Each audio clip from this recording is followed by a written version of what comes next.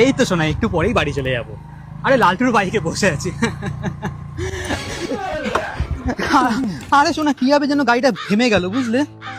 এই তো গাড়ি থেকে নামলাম, লালটু গাড়ি থেকে নামলো, লালটু দাঁড়িয়ে আছে, এখন সামনের ব্রেকটা চেক করছে গাড়ি, এখন আবার গাড়ির কিকটাও চেক করছে, এখন আবার আমার দিকে তাকাচ্ছেও, এখন আবার গাড়িটা ঝাঁকাচ্ছে, এখন মাথা চুলকাচ্ছে, টুপিটাও খুলে ফেললো, মনে হয় কিছু বুঝতে পারছে না। ও এখন আর পোতটাও চুলকাচ্ছে। আরে তেমন কিছু না তো, লালটুর মাথাটা একটু গরম তাই রেগে গেছিল।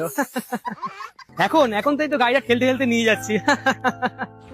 এই তো একটা গ্যারেজ দেখতে পেলাম, এই যে দাঁড়ালাম, লালটু গাড়িটা স্ট্যান্ড করলো, লালটু এখন গ্যারেজের লোকটাকে ডাকছে, বলছে গাড়িটা ঠিক করার জন্য, কি করে খারাপ হয়ে গেছে কি করে বন্ধ হয়ে গেছে বলছিল। দাদাটা এখন গাড়িটা চেক করছে বুঝলে। ও লালটু আমার দিকে তাকাচ্ছে, লালটুর মনে হয় গরম লাগছে, এই লালটু বসে বলে এ বাবা প্যান্টটা ফেটে গেছে, জাঙ্গিয়ে ফেলা গেছে।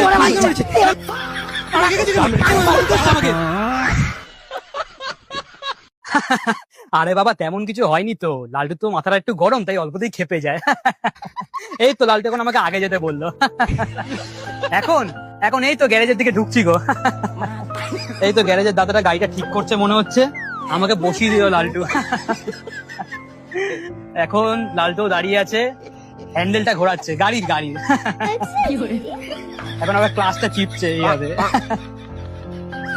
এখন আবার বসে আছে, গাড়ির গিয়ারটা চেক করছে, এখন আবার স্ট্যান্ডটা নামালো, স্ট্যান্ডটা ওঠালো, এখন নাট বল্টুটা মনে হচ্ছে খুলছে বুঝলে, এই নাট বল্টুটা খুললো, ও এখন আবার নিজের নাট বল্টুটা চুলকাচ্ছে। লালটা আমাকে উঠতে বললো, এই কেস করেছে, লালটা আমাকে কপালে চুমু খাচ্ছে।